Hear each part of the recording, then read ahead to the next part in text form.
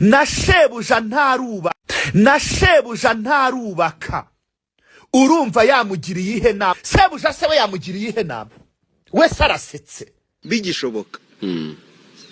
ababishoboye barekeraho none se ko hari nabari gukora ibishobora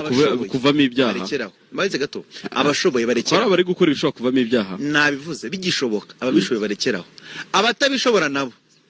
baraza kurekeraho ariko haka iyo ribu mukangisha abantu cyangwa izo ribu mukangisha abantu mwibwira ko ari izacu twese noneho ikitangaje ntuza ngo uvuge n'ibyo wowe wakoze uruhare rwawe wowe uzabize victima noneho ngo rero ngo mama mufite za YouTube channel muza kuvugiraho ngo mama yamufite zama niko di nta mpanura umwana wanyu yabonye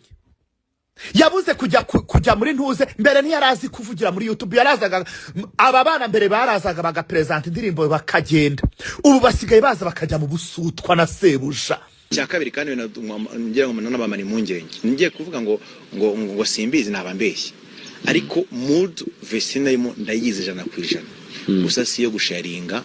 society ese umwegeze mubona kuri mukobwa yamenye ko yubatse nta kintu yakubwira uriya nincakura uriya mwana w'umuhungu nincakura mbaza imihanda umugore asibye amafoto y'ubukwe ku rukuta rwe umugore ahinduye izina ry'umugabo umugore akuyemo impeta muri baza kubwo ngubwo turi kwibaza iki baraguhakinze bagusibiye amafoto kuki batayakuyeho noneho na murumuna w'amafoto nawe yarasibye y'ubukwe ngewe umunsi nongeye guhitamo sinzahubuka ubundi saho ubukishijwe nande hari wakumanuye